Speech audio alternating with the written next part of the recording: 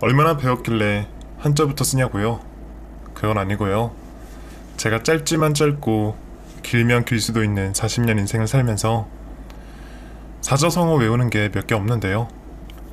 그 중에 제 인생을 가장 잘 표현해주는 것이 바로 전화위복이고 그 다음이 세옹지마입니다.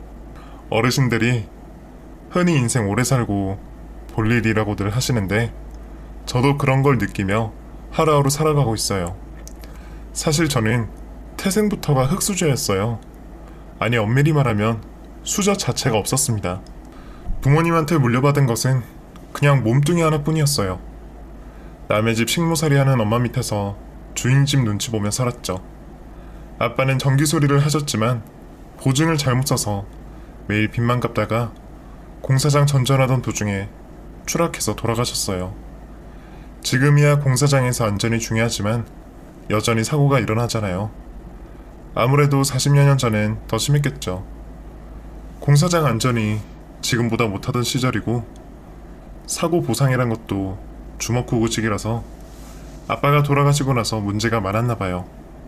저는 기억이 잘 안 나지만 엄마는 매일매일 공사판 찾아가서 아빠 사고 보상해달라고 울고불고 난리를 치셔서 그나마 보상비를 받긴 했는데 그것도 탑없이 부족했다고 합니다.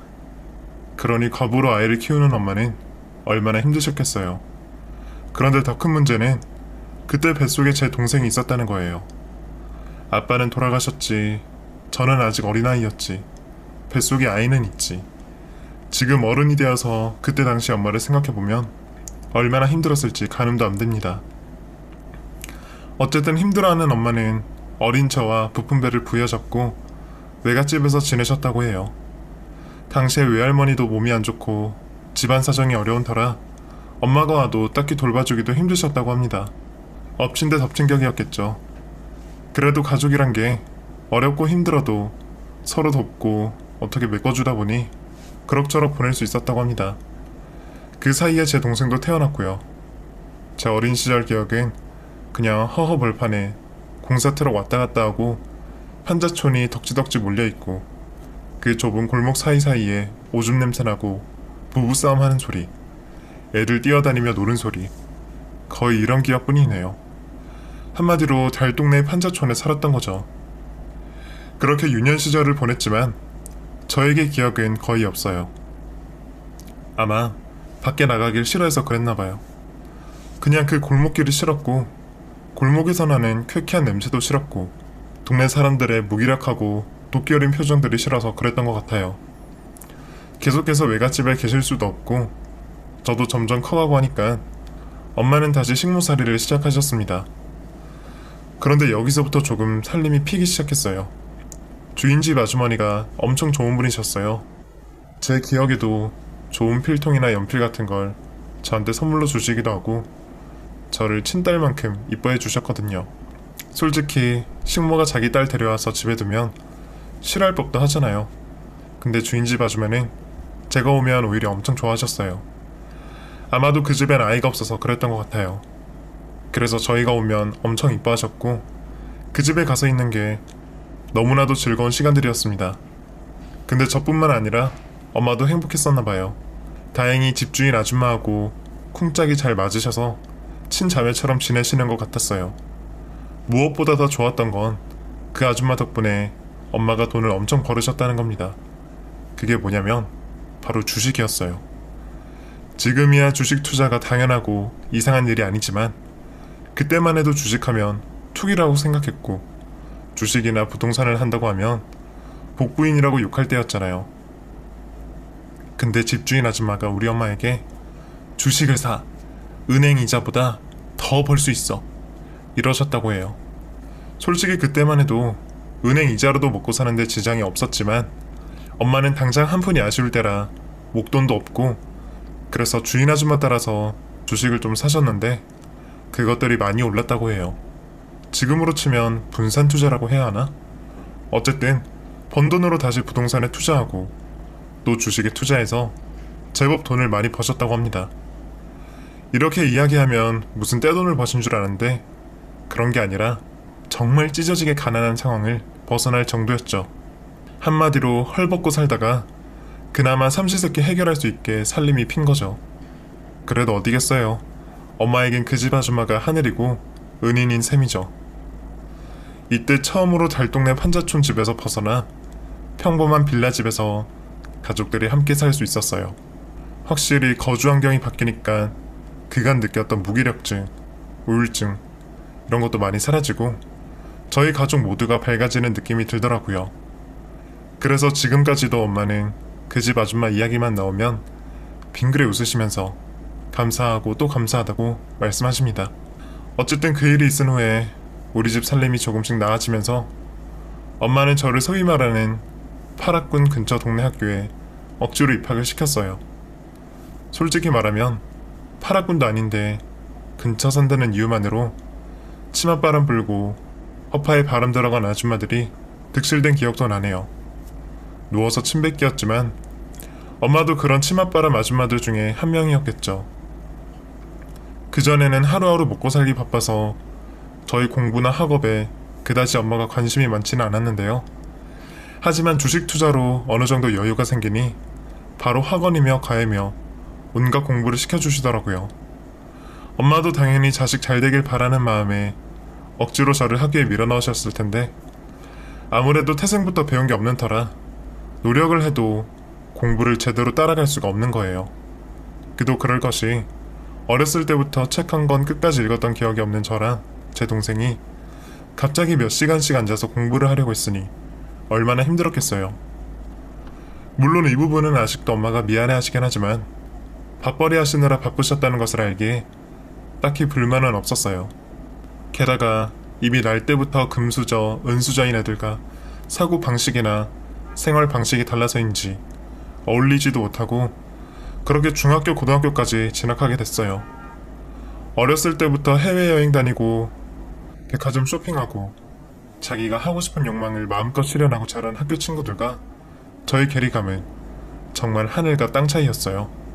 게다가 워낙 어렸을 때부터 못 먹고 못 놀고 자라서 그런지 어떻게 돈을 쓰는지도 모르겠고 늘 자신 없고 소심함 그 자체였죠. 누구는 갑자기 돈이 생기면 차 사고 집 사고 쇼핑하고 자유롭게 산다고 생각하시겠지만 그때 당시 저는 예민한 사춘기 소녀였기에 여전히 판자촌 사는 그때의 자신감 없는 조용한 학생이었어요. 하지만 문제는 이렇게 한번 기가 죽으니까 제대로 길을 못 펴고 살겠더군요. 엄마는 점점 승승장구해서 남의 집 식모해서 이제는 땅도 좀 제법 가지고 계시고 돈도 좀 벌어서 사장님 소리까지 들으셨지만 저나 동생은 늘 학교에서 쭈구리 신세를 면하지 못했어요. 그 당시 제가 좋아했던 게 연예인 쫓아다니는 거랑 CD 사서 모으기, 방송국 쫓아가는 거였는데요. 지금 생각해보면 제 유일한 취미야 흥미였던 것 같아요. 물론 지금처럼 K-팝이 유명해지고 유튜브나 SNS 등의 여러 플랫폼으로 항상 오빠들을 볼 수 없었기에 직접 발로 뛰면서 팬질할 수밖에 없었어요. 그리고 그나마 그런 데 가면 마음이 통하는 친구들도 있고 오직 오빠라는 존재 하나만 두고 서로 교감하니까 대화도 됐고요. 근데 그 중에 우연히 우리 학교 다니는 동창을 만나게 됐어요. 지금으로 치면 왕따 같은 애였는데 알고 보니 제가 좋아하는 연예인 오빠 팬클럽에서 임원급의 회원이었어요. 한마디로 말해 학교에선 왕따인데 팬클럽에선 방귀 좀 끼는 위치였죠. 연예인 오빠 매니저랑도 친해서 오빠의 동생까지 미리 알고 팬들에게 알려주는 중요한 역할도 하는 친구였거든요. 그러니 팬클럽 회원들 사이에서는 약간 신적인 존재였죠. 그 친구가 하는 말을 잘 들어야 탕치지 않고 오빠들의 얼굴을 1분이라도 더 볼 수 있었으니까요. 학교에선 거의 아는 척도 안 했지만 이젠 상황이 달라진 거죠.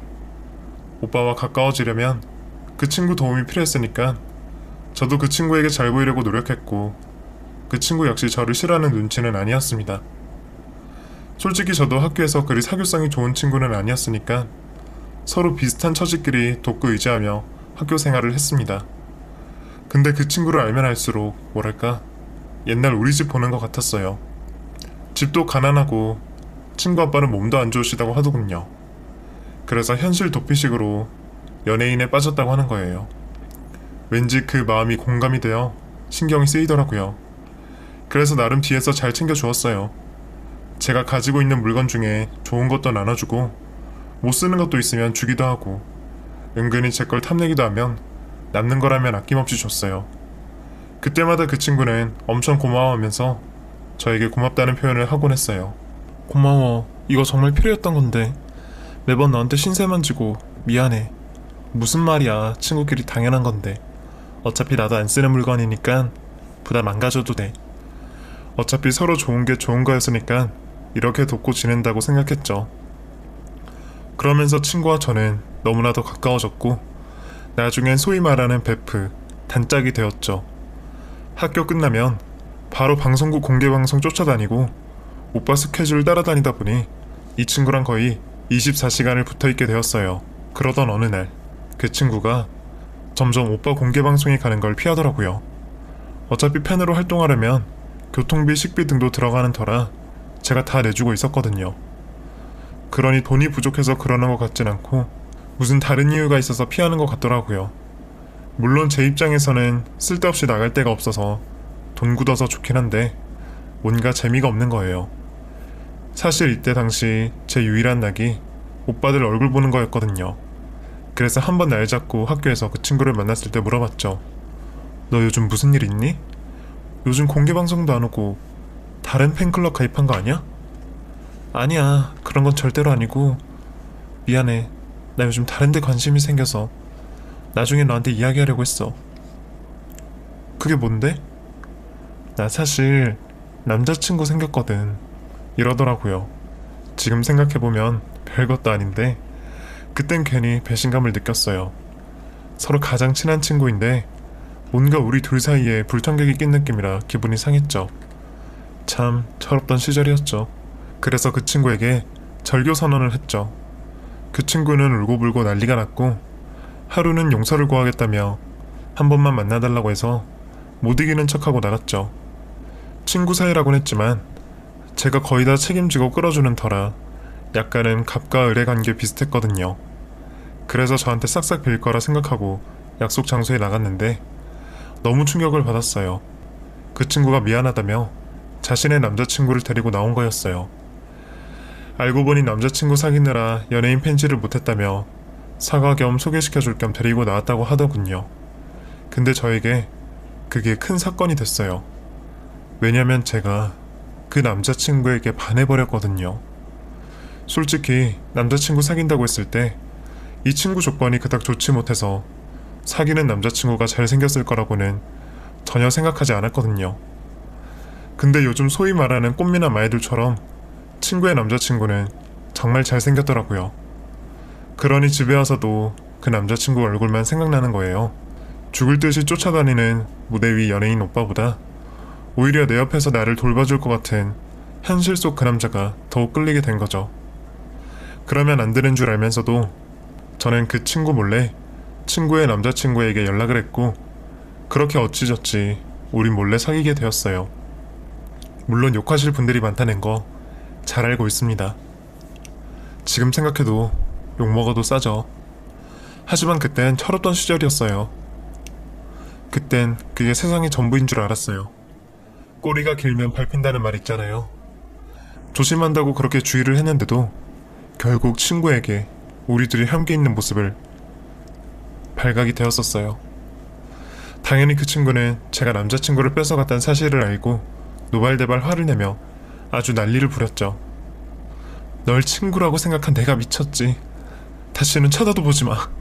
이러면서 저에게 절교를 선언하더군요. 솔직히 무섭지도 않았어요. 어차피 제가 그 친구를 도와줬으면 도와줬지 저는 그 친구 없이도 잘 지낼 수 있었으니까요. 그리고 그때 당시에는 제 남자친구에게 완전 푹 빠져있을 때라서 주위에 아무것도 눈에 들어오지 않았어요. 그 이후로 학교 복도에서 마주칠 때마다 서로에게 눈길도 안 줬고 시간이 지나서 각자 대학에 합격해서 서로 갈 길을 갔습니다. 물론 고등학교 때 사귄 남자애랑 계속 사귈 리는 없죠. 서로 멀리 떨어진 대학에 입학하면서 그렇게 흐지부지 헤어지게 됐고 저는 대학에서 새 남자친구를 만났죠. 그 후 알차게 대학 생활을 보낸 후에 직장에 취직하여 바쁘게 살게 됐습니다. 그러다가 우연히 고등학교 동창회에 가게 됐는데 거기서 그 친구 소식을 우연히 듣게 됐어요. 연예인 팬클럽 임원까지 할 정도로 한 번 빠지면 깊게 파고들더니 무슨 연예기획사에서 일한다는 소문이 있더군요. 잘됐다 싶기도 하고 또 한편으론 남자친구를 뺏었던 터라 미안한 감정도 있긴 했지만 그땐 얼굴도 못 보고 소문만 들은 터라 한 귀로 듣고 한 귀로 흘려보냈어요. 그리고 다시 그냥 일상으로 돌아왔죠. 그렇게 열심히 살았어요. 그 사이에 엄마는 완전히 전업 투자자가 되어 있다가 한번 크게 손해를 본 후에 남은 돈으로 강남에 작은 빌딩을 하나 남겨놓고 거기서 임대를 하며 살고 계셨는데 생각보다 수입이 좋진 않으셨나봐요. 각종 세금에 세입자하고 마찰이 심한 이유도 있었고 무엇보다 그때 재혼을 염두에 두고 만나던 남자분하고 돈 문제로 엮이면서 대판 싸우고 난 뒤 엄마는 서울이 싫어졌다고 입버릇처럼 말씀하셨어요. 그러면서 모든 걸 다 팔아버리고 그냥 양평에 전원주택 짓고 살고 싶다고 하시더군요. 배부른 소리처럼 들릴 수는 있지만 그래도 엄마가 노력해서 투자했고 그만큼 버신 돈이라서 저는 엄마 돈에 터치할 생각은 없었어요. 솔직히 돈을 좀 주시면 그걸로 원룸이나 잡아서 혼자 살면서 회사 다니며 지낼 생각이었죠. 근데 인생이란 게 참 신기하더라고요. 그때 운명의 남자를 우연히 만나게 됐습니다. 회사 후배였는데 나이는 저보다 2살 많았어요. 근데 정말 남자답고 책임감이 넘치는 사람이었죠. 첫눈에 반한다는 말이 뭔지 알겠더라고요. 물론 중간중간에 남자들을 만나긴 했지만 결혼 생각보단 그냥 잠시 즐기는 정도라고 생각했어요. 근데 이 남자는 달랐죠.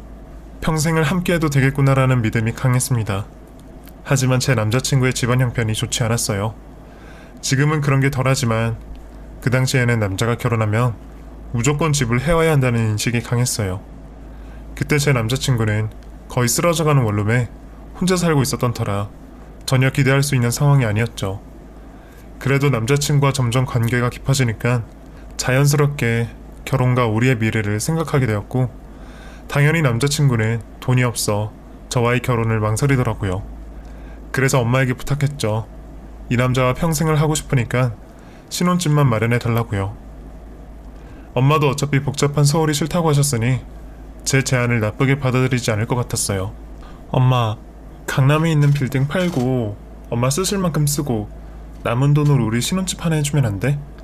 어차피 우리가 강남에서 살 것도 아니고 회사가 강서 쪽에 있으니까 엄마가 주신 돈에 우리 돈 합쳐서 강서 쪽에 아파트 하나 마련해서 살게. 엄마는 생각해 보시겠다더니 나중에 남자친구를 만나보고 마음에 든다며 아파트 사는데 돈을 좀 주시겠다고 하시더군요. 다행히 남자친구를 본 엄마는 집안 환경이 가난한 것 빼고는 전반적으로 마음에 드시 하셨어요. 그러면서 약속한 신혼집을 저희에게 해주셨어요. 어차피 내가 이렇게 고생한 이유가 하나밖에 없는 딸 잘 되게 하려고 고생한 건데 있는 돈 없는 돈 챙겨줘야지. 이러면서 빌딩 판 돈 중에 일부를 나눠주셨어요. 물론 남동생도 그 돈의 일부를 미리 상속을 받고 저 역시도 상속받은 돈으로 작은 아파트를 하나 마련했어요. 그렇게 결혼 준비를 한 후에 남자친구와 결혼을 했고 아무런 문제 없이 잘 살았어요. 저는 결혼한 지 2년 만에 임신을 해서 회사를 그만뒀고요. 그냥 평범한 가정주부의 삶을 살고 있었습니다. 제가 퇴사하고 난 후에 남편은 나름대로 회사에서 능력을 인정받아서 자리를 잡아가고 있었고요. 어차피 회사 사람들이 제가 다 아는 사람들이라 그런지 남편이 어떻게 일하는지 부처님 손바닥 보듯이 다 알고 있었습니다. 그래서 일거수일투족을 다 살펴볼 수 있었죠. 그런데 어느 날 남편이 화를 내며 그러는 거예요. 당신 이사님하고 통화했어? 그런 걸 이야기하면 어떡해. 이사님이 다 알고서 내가 딴짓 못하게 내 말을 싹둑 잘라버리시잖아. 사실 회사 이사님도 저랑 같이 친하게 지내던 부장님이라서 종종 인사도 드릴 겸 남편 부탁도 할 겸 통화를 하거든요. 아무래도 이런저런 이야기를 하다 보면 남편과 사인이 맞질 않아서 제가 괜한 입방정을 떠는 경우가 생기곤 했습니다. 남편은 몸이 아프다고 하고 병가를 쓰려고 했는데 저는 엄마가 아프셨다고 해서 들통이 난 적도 있고 아이가 아프다고 뻥친 후 힘든 프로젝트에서 좀 빠져나오려고 했는데 제가 입방정을 떨어서 들통이 난 적도 있었거든요. 아무래도 제 입이 문제였어요. 앞으로는 주의해야겠다는 생각이 들 정도였으니까요.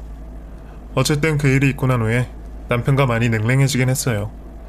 물론 결혼하고 나서 연애 때의 달달함은 애기 낳고 사라진 지 오래지만 그래도 주말마다 종종 우리끼리 데이트를 했었는데 이 사건 이후로 완전 사라졌죠. 한마디로 남편은 저만 보면 인상을 팍 쓰곤 했죠. 저도 저 나름대로 아이 키우면서 피곤해 죽겠는데 남편이 저만 보면 짜증을 내니까 좋은 말이 나가지가 않더라고요. 저는 저대로 남편 잘 되길 바라는 차원에서 했던 말인데 이런 취급 당하니까 섭섭했고요. 그래서 이때 좀 사이가 굉장히 안 좋아졌습니다. 물론 이혼 이야기가 나올 정도로 심각한 상황은 아니었지만 그냥 하루하루가 좀 많이 짜증이 날 때였습니다. 그래서 친정엄마가 집에 자주 놀러 오셨어요. 엄마는 꿈에 그리던 전원 생활을 즐기고 계셨지만 점점 지루하다고 하시더군요. 그럴만도 했죠. 거기에 친구도 없고 그렇다고 문화시설이 있는 것도 아니고 밤 10시만 되면 동네가 쥐죽은 듯이 조용해지는데 무슨 재미로 밤을 보내겠어요. 저희 엄마가 생각보다 사교적인 성격이라 시골 외딴 집에서 혼자 TV 보고 영화 빌려보는 것도 하루 이틀이겠죠. 그래서 손주 봐주신다는 이유로 우리 집에 종종 놀러오는 횟수가 늘어나던 시기였습니다. 저야 좋았죠. 엄마가 아이도 봐주시고 저도 좀 쉴 수 있었으니까요. 하지만 저희 남편은 엄마가 자주 집에 오는 것을 조금 불편해했어요. 그러니 날이 갈수록 남편의 귀가 시간은 점점 늦어졌어요. 회식이네, 지방 출장이네, 바이어 만남이네.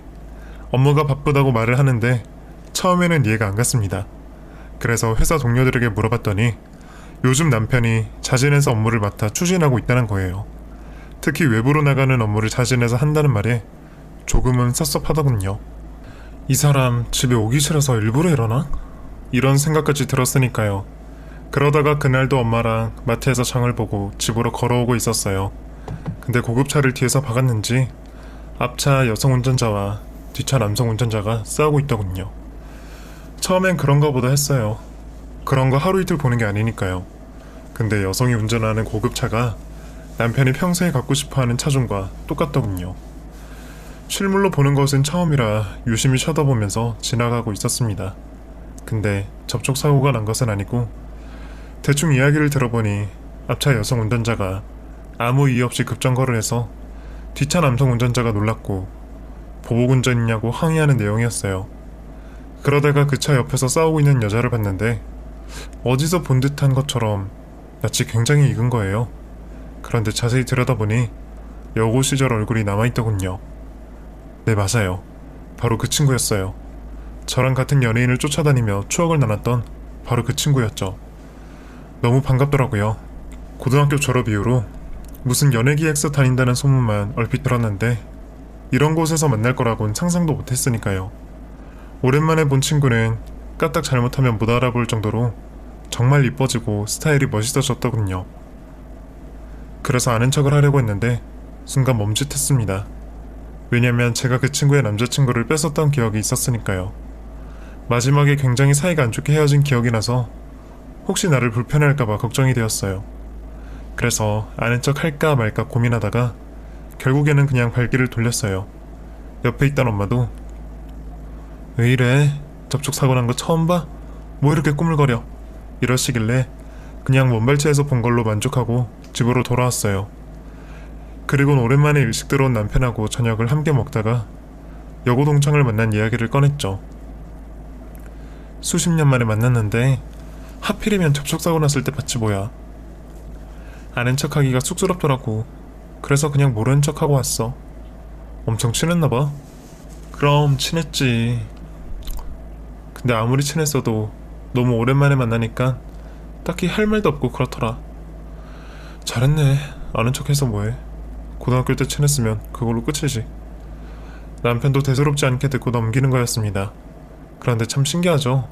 그때 스치듯이 친구를 만난 이후로 그 친구를 자주 보게 된 겁니다. 제가 가는 곳마다 먼발치에서 그 친구가 보이는 거예요. 물론 그 친구는 저를 못 보고 저만 그 친구를 보게 됐습니다. 쇼핑하고 있거나 장을 보고 있거나 아니면 미용실에 들어가고 있거나 아는 척을 하려고 해도 뭔가 타이밍이 절묘하게 안 맞긴 하더군요. 그래서 번번이 인사를 나눌 시간은 없었지만 친구가 이 동네로 이사를 왔다는 생각은 하게 됐어요. 왜냐면 저희 아파트를 기점으로 몇 블럭 지나면 대규모 아파트가 들어섰는데 거기는 프리미엄 아파트라서 시세도 비싸고 역세권인지라 가격대가 장난 아니었거든요. 오죽했으면 그 아파트 단지 때문에 동네에 대형마트나 명품관이 들어오는 것 아니냐는 농담이 떠들 정도였으니까요.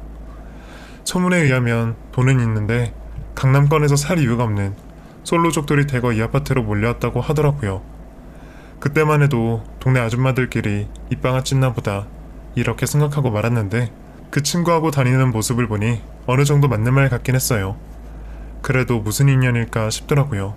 이렇게 가까운 곳에 살게 되고 계속 눈에 띄니까 계속 타이밍 핑계대며 모르는 척은 할 수 없겠더군요.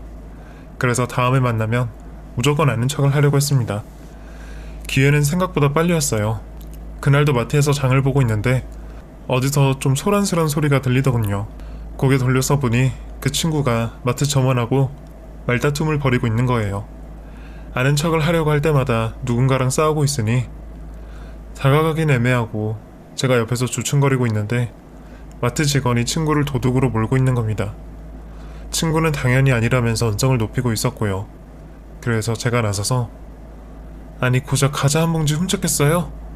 제가 이분하고 잘 아는 사람인데 과자 그거 1,500원? 그것 때문에 이분이 도둑년으로 몰려야겠냐고요. 내가 10,000원 줄게요.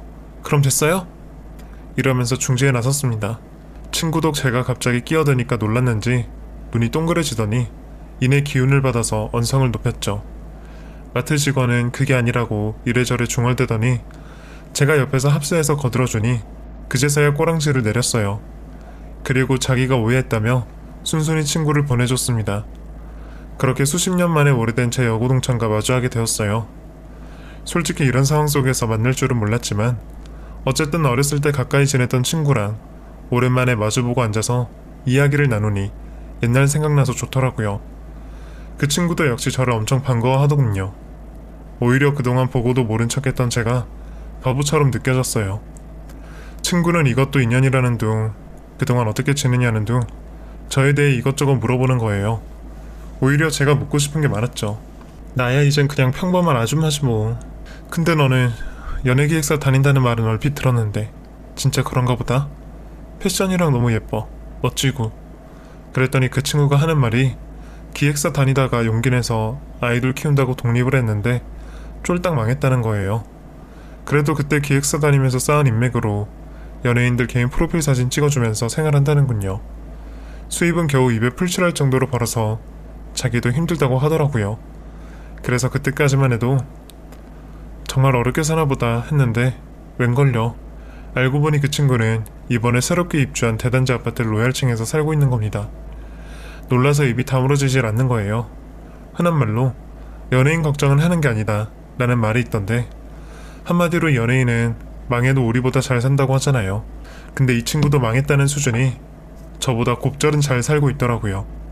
이 친구를 알고 나서 처음으로 부럽다는 감정을 느꼈습니다. 고등학교 때만 해도 저보다 못 사는 애였는데 한순간에 신세가 역전됐다는 느낌이 들었어요. 그런데 정말 그렇게 되더라고요. 남편 회사가 어려워지면서 월급도 줄고 심지어 투잡도 뛰어야 할 시기가 되니까 저도 씀씀이를 줄여야 하는데 그동안 쓰던 소비 습관이 있던 터라 하루가 갈수록 가계비가 쪼들리더라고요. 정신 차리고 뭐든지 줄여야 할 판이었는데 그게 쉽지가 않았어요. 그때 이 친구가 나서서 저를 도와주더군요. 돈도 빌려주고 프리랜서로 일할 수 있는 단기 일자리도 알아봐주고 자기 물건도 빌려주는 등 물심양면으로 도와줬어요. 저도 회사 다니는 경험이 있지만 이런 단기 알바는 주로 인맥에 의해 뽑히는 경우가 많아 이때 정말 친구의 도움을 크게 받았어요. 그러니 그 당시에는 그 친구가 너무 고맙더군요. 그래서 남편에게 내 친구 아니었으면 어쩔 뻔했어. 나중에 식사 한번 같이 해. 같이 해서 뭐해. 당신이나 챙겨. 남편이 좀 예민해지고 이래저래 신세받는 게 자존심 상해서 저러나 보다 싶었죠. 어쨌든 친구를 만나서 그동안 여러 차례 도와줘서 고맙다며 식사 대접을 했는데 갑자기 그 친구가 그러는 거예요. 뭘, 나도 너한테 신세를 많이 입었는데 너가 쓰던 중고 물건 받아서 쓰고 너가 버리려던 쓰레기 물건 받아서 썼잖아. 나도 버리는 물건 버리는 일을 준 거야. 너는 내가 버린 걸 주워다 쓴 거고. 갑자기 기분이 확 상하더군요. 뭔가 말에 뼈가 있는 게 딱 봐도 저를 공격하는 게 느껴지더라고요. 솔직히 과거에 제가 갑질 아닌 갑질을 한 적도 있었지만 그래도 다 친구 좋으라고 위해서 한 건데 이걸 이렇게 마음에 담아둘 줄은 몰랐답니다. 그리고 설마 몇십 년 전 일을 이렇게 되갚을 거라는 생각도 못했어요. 자존심이 갈기갈기 찢어졌지만 그래도 잠시라도 위기에서 구해줬으니 어차피 이번 한 번만 머리 숙이면 된다는 생각으로 이를 악문 채 난 친구로 생각하고 준 거였는데 너는 기분이 나빴나 보구나. 그랬다면 사과할게. 어쨌든 이번에 많이 도와줘서 고맙다. 그럼 난 이만 갈게. 그런데 그때 그 친구가 저를 불러 세우더니 괜찮아. 나는 이미 받을 만큼 받았어. 내가 유일하게 가지고 있던 걸 너가 뺏어간 적이 있잖아. 그래서 나도 너 걸 좀 가져왔거든. 그러면서 영상을 하나 보여주는데 너무 놀라서 뒤로 자빠지는 줄 알았어요. 세상에나 그 영상에는 저희 남편이 찍혀 있었어요. 단순히 남편만 찍혀 있으면 이렇게 화가 나지 않았겠죠. 수위가 높아서 자세히 말씀드릴 수는 없지만 둘이 선을 넘은 장면이 고스란히 녹화되어 있는 거예요. 사람이 너무 놀라면 진짜 화도 안 난다는 말이 알겠더라고요. 그냥 벙쪄서 이게 꿈인가 현실인가 구분이 안 갈 정도로 믿기지 않았어요. 제게 그 친구는 몰래 그 장면을 찍었다면서 너도 내 남자 뺏었으니까 나도 뺏은 거야. 이제 쌤쌤이네. 그치? 내가 너한테 그때 당한 수모를 생각하면 피가 거꾸로 솟아. 너도 그 기분 느끼니까 어때? 정말 미칠 것 같더군요. 솔직히 정말 내 남편에게 이성적인 호감을 느껴 불륜을 저지른 거면 이렇게까지 충격을 받지 않았을 거예요. 그 친구는 딱 봐도 그 오래전 일을 마음에 담아놓고 복수를 위해 내 남편에게 접근했다는 게 너무 소름 끼치더라고요. 이런 친구의 집착과 이상한 행동이 정신병자처럼 무섭게 느껴졌어요. 그래서 일단 그 자리를 박차고 나와서 집으로 달려왔죠. 마침 엄마는 거실에서 빨래를 개고 계셨고 남편은 방에서 게임을 하고 있는 거예요. 바로 방으로 들어가 남편 머리끄댕이를 잡고 바닥에 팽개쳤어요. 그리고 욕을 퍼부으면서 연신 발길질을 해댔죠. 엄마는 갑자기 남편에게 폭력을 휘두르는 저희 모습에 놀라서 그거 말리고 아주 난장판도 아니었죠. 남편은 제가 왜 자기를 때리고 욕하는지 어느 정도 눈치를 챈 것 같더라고요. 솔직히 저는 남편이 살려달라고 빌 줄 알았는데 이미 다 체념한 듯이 갑자기 저를 힘으로 확 밀치면서 나도 이제 지겨워서 더 이상 이제 못하겠다. 언제까지 내가 당신 밑에서 손오공 부처님 손바닥 안처럼 살아야 되냐? 됐어. 이미 다 밝혀진 거. 나는 당신 친구네 집으로 갈 테니까 이혼을 하든 말든 마음대로 하고 이혼할 거면 서류 보내. 이러면서 나가버리는 겁니다. 엄마는 그 모습에 기절해서 드러눕고 저 역시 너무 놀라서 기절하기 일보 직전이었어요.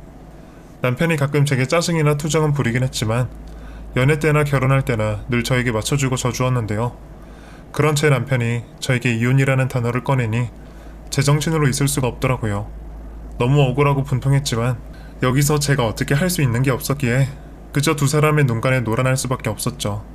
그래서 이혼 소송하고 재산 분할을 신청했지만 사실 이 집도 제 이름으로 되어 있고 회사는 거의 망해서 남편이 번 돈은 거의 없고 받을 돈도 없고 생활비 아이 양육비 달라고 했더니 친구가 그거 몇 푼이나 한다고 걱정 마 내가 보내줄게 이러면서 한마디 하는데 피가 거꾸로 솟는 기분이었습니다. 한마디로 돈 많은 친구랑 남편이 눈 맞아서 아주 돈 걱정은 없지만 법적으로 남편 돈이 없으니 뺏어올 수단과 방법이 없는 게 문제였습니다. 너무 억울하고 분하더군요. 그렇게 어찌저찌 하여 아주 찝찝한 이혼을 하게 되었어요. 그 후 그 동네에서 1분도 살기 싫어서 집 한 돈으로 엄마네 양편으로 아이 데리고 와서 살았어요. 하루하루가 속에서 화가 치밀어 오르는데 미치겠더군요. 게다가 이명 증세에 열이 나니까 몸에서 열꽃이 피고 나중에 병원에 가보니 심장에 무리가 왔다는 거예요. 그렇게 배신당한 일 때문에 죽을 수도 있겠다는 생각이 드니까 남편과 그 친구가 너무 원망스럽더군요. 사람을 이 지경으로 만든 그 두 사람에게 꼭 복수하고 싶었어요. 그렇다고 영화처럼 무슨 킬러를 보낼 수도 없고 그렇다고 제가 무슨 계획을 세워서 두 사람을 경제적으로 망하게 할 수도 없고 이래저래 한숨은 푹푹 쉬는데 역시 세상은 죽으라는 법은 없었나 봅니다. 엄마가 사두었던 땅이 개발 호재에 떡상하면서 나름 목돈이 생긴 거예요. 그거 빨리 처분해서 생긴 돈으로 예전부터 사고 싶었던 종목에 투자했는데 그게 또 돈을 벌었고요. 사실 이때는 뭐라도 하지 않으면 우라병이 생겨 죽을 것 같았는데요. 그래서 억지로라도 아침부터 저녁까지 주식 차트를 보면서 강제로 일했던 것 같아요. 또 그때 우울증 약을 하나 처방받고 있었는데 이게 또 집중력 좋아지는 성분이 있어서 덕분에 주식을 하는데 굉장히 몰입할 수가 있었어요. 그렇게 짧은 시간 안에 저와 엄마는 목돈을 가지고 크게 불렸죠. 역시 엄마나 저나 돈복은 있었나 봅니다. 하지만 늘 고공행진일 수는 없었는데요. 한번 타격이 있을 정도로 손실을 하게 되니 이제는 주식에만 올인하기 조금 무섭더라고요. 그래서 주식으로 번 남은 돈으로 집 근처에 음식점을 하나 차리기로 했어요. 솔직히 엄마나 저나 음식 솜씨는 없는지라 유명 주방장 스카웃해서 가게 차리고 인테리어 그럴싸하게 만든 후 마케팅에 모든 걸 투자했죠. 그랬더니 그게 또 입소문이 나서 대박 맛집이 된 거예요. 돈이 돈을 부르면서 그나마 바빠지니까 몸속에 있던 화가 많이 수그러들더군요. 그리고 그렇게 모은 돈으로 어릴 적부터 꿈에 그리던 청담동에 아주 작은 빌라 계약까지 마쳤습니다. 물론 계약금만 넣은 거라 중간에 넣어야 할 돈이 많이 남았지만 엄마랑 동생을 붙잡고 펑펑 울었네요. 거지같이 살다가 먹고 살만해지고 그러다가 다시 힘들어졌다가 이젠 더 힘차게 올라서니까 삶의 롤러코스터를 탄 기분이라 더 보람도 있고 한편으로 눈물이 났어요. 내 삶도 참 기구하고 또 한편으론 잘 돼서 다행이란 생각도 들었고요. 그렇게 열심히 살고 돈을 벌고 뭐든지 다른 하나에 빠지면 정신없이 살게 되니까 남편이 친구랑 바람난 아픈 기억도 있게 되더군요. 그러게 돈 버는 재미에 푹 빠져 있는데 어느 날 동창생들이 몇 명 놀러 온 거예요. 그렇게 어려울 땐 코빼기 남비치던 것들이 저 잘 된다니까 한 명 두 명 아는 척하며 오더군요. 한마디로 말해 콩고물이나 떨어지진 않을까 싶어서 하는 거죠. 그래도 동창들이니 기쁘게 맞아주고 대접을 좀 해줬는데 그 중에 한 명이 그 친구 이야기를 하는 거예요. 걔 있잖아, 연예인 쫓아다니다가 연예기획사 했다던 그 친구. 걔를 우연히 만났는데 완전히 미쳤더라. 정신이 나갔던데?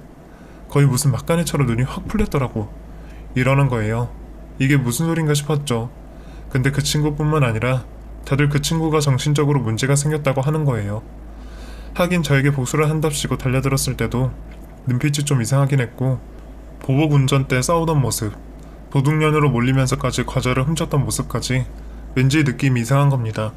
정상인이 1년에 한 번 할까 말까 일어날 일들이 그 친구는 늘 일어나니까 당연히 문제가 있을 거라는 생각이 들었죠.